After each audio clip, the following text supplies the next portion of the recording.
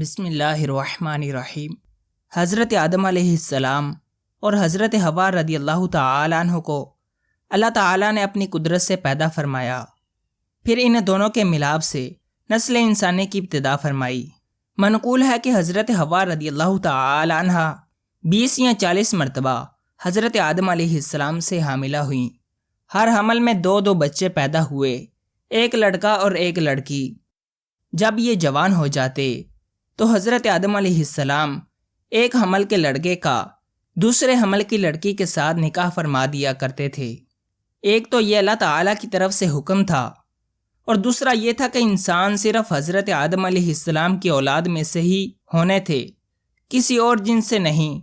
تو ایک دوسرے کے ساتھ نکاح کرنے کے علاوہ اور کوئی صورت ہی نہ تھی۔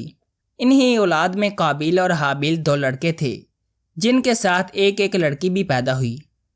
قابیل کے ساتھ جو لڑکی پیدا ہوئی وہ بہت خوبصورت تھی اور اس کا نام اکلیمہ تھا، جبکہ حابیل کے ساتھ پیدا ہونے والی لڑکی لیوزا کم خوبصورت تھی۔ جب حضرت آدم علیہ السلام نے شرعی دستور کے مطابق قابیل کا نکاح لیوزا سے اور حابیل کا اکلیمہ سے کرنا چاہا تو قابیل اس پر راضی نہ ہوا اور مطالبہ کیا کہ میرا نکاح اکلیمہ کے ساتھ ہی کیا جائے۔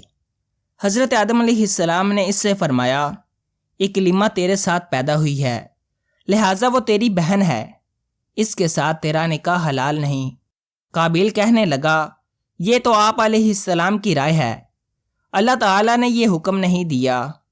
اس پر آپ علیہ السلام نے فرمایا، اگر تم یہ سمجھتے ہو تو تم دونوں اپنی قربانیاں پیش کرو، جس کی قربانی قبول ہو گئی وہی اکلیمہ کا حقدار ہوگا۔ اس زمانے میں قربانی قبول ہونے کی علامت یہ ہوتی کہ آسمان سے ایک آگ اتر کر اسے کھا جاتی تھی۔ قابیل کھیتی باڑی کا کام کرتا تھا اور حابیل بکریاں چراتے تھے۔ قابیل ہلکی قسم کی گندم کا ایک ڈھیر قربانی کے طور پر لایا، جبکہ حابیل نے رضا الہی کے لیے ایک عمدہ قسم کی بکری قربانی کے لیے پیش کی۔ پھر گندم اور بکری کو پہاڑ پر رکھ دیا گیا۔ اس کے بعد حضرت آدم علیہ السلام نے دعا فرمائی تو آسمان سے آگ نازل ہوئی اور اس نے حابیل کی قربانی کو لے لیا اور قابیل کی گندم کو چھوڑ دیا۔ یوں حابیل کی قربانی قبول ہو گئی اور یہی اکلیمہ کا حقدار قرار پائے۔ حابیل کی قربانی قبول ہونے پر قابیل کے دل میں بغض اور حسد پیدا ہوا، اور جب حضرت آدم علیہ السلام حج کے لیے مکہ مکرمہ تشریف لے گئے تو قابیل نے حابیل سے کہا، میں تجھے قتل کر دوں گا۔ حابیل نے کہا، کیوں؟ قابیل نے کہا، اس لیے کہ تیری قربانی مقبول ہو گئی اور میری قبول نہ ہوئی، اور اس طرح تو اکلیمہ کا مستحق ٹھہرا، لیکن اس میں میری ذلت ہے۔ حابیل نے جواب دیا کہ اللہ تعالیٰ ڈرنے والوں کی قربانی قبول فرماتا ہے۔ حابیل کے اس قول کا مطلب یہ تھا کہ قربانی کو قبول کرنا اللہ عز و جل کا کام ہے، وہ متقی لوگوں کی قربانی قبول فرماتا ہے۔ تو متقی ہوتا تو تیری قربانی قبول ہوتی۔ اب اگر تیری قربانی قبول نہیں ہوئی تو یہ خود تیرے افعال کا نتیجہ ہے، اس میں میرا کیا قصور ہے؟ اگر تو مجھے قتل کرنے کے لیے میری طرف ہاتھ بڑھائے گا تو میں تجھے قتل کرنے کے لیے ایسا نہیں کروں گا، کیونکہ میں نہیں چاہتا کہ میری طرف سے ابتدا ہو، حالانکہ میں تجھ سے قوی اور طاقتور ہوں۔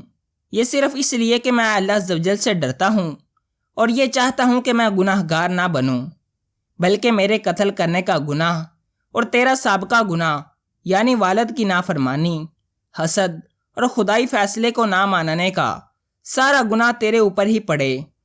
حابیل کی خوف خدا پر مشتمل اس تمام گفتگو کے بعد بھی قابیل اپنی شہوت کی تسکین کے لیے نفس امارہ کے شر کا شکار ہو کر اپنے بھائی کو قتل کرنے کے ارادے پر ڈٹا رہا، اور بالآخر قابیل نے حابیل کو کسی طریقے سے قتل کر دیا اور یوں دنیا اور آخرت کا خسارہ اٹھایا۔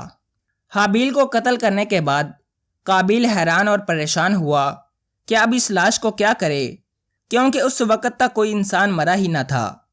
چنانچہ ایک وقت تک وہ لاش کو پشت پر لادے پھرتا رہا۔ پھر جب اسے لاش چھپانے کا کوئی طریقہ سمجھ نہ آیا تو اللہ عز و جل نے انسانوں کی تدفین کا طریقہ سکھانے کے لیے ایک کوا بھیجا۔ چنانچہ یوں ہوا کہ 2 کوے آپس میں لڑے، ان میں سے ایک نے دوسرے کو مار ڈالا۔ پھر زندہ کوے نے اپنی چونچ اور پنجوں سے زمین کرید کر گڑھا کھودا، اس میں مرے ہوئے کوے کو ڈال کر مٹی سے دبا دیا۔ کوے کا واقعہ دیکھ کر قابیل کو شرم آئی کہ مجھے اس کوے جتنی بھی سمجھ نہ آئی کہ اپنے بھائی کی لاش چھپا لیتا۔ پھر قابیل نے بھی زمین کھود کر حابیل کی لاش کو دفن کر دیا۔ حابیل کو قتل کرنے کے بعد قابیل کا بہت برا حال ہوا۔ جب حابیل نے اپنے بھائی کو قتل کر دیا تو اسی دن سے اللہ تعالیٰ نے اس کا ایک پاؤں پنڈلی سمیت اس کی ران کے ساتھ ملا دیا، اور یہ قیامت تک یوں ہی ملا رہے گا، اور اس کا چہرہ سورج کی طرف کر دیا کہ جس طرف گھومتا اسی طرف اس کا چہرہ گھوم جاتا ہے۔ قابیل کا اخروی عذاب بھی بہت سخت ہوگا، جیسا کہ حضرت عبداللہ رضی اللہ تعالیٰ عنہ سے روایت ہے، رسول اللہ صلی اللہ تعالیٰ علیہ وآلہ وسلم نے ارشاد فرمایا، کسی جان کو ظلماً قتل نہیں کیا جاتا مگر اس کے خون نہ حق میں حضرت آدم علیہ السلام کے پہلے بیٹے کا حصہ ضرور ہوتا ہے، کیونکہ اسی نے پہلے ظلماً قتل ایجاد کیا۔ اس سے معلوم ہوا کہ قیامت کے دن قابیل کو قتل کے گناہ کی سزا ملے گی، اور ان قاتلین کے گناہ قتل کی سزا بھی ملے گی جو قیامت تک کسی کو ناحق قتل کر کے جان سے ماریں گے۔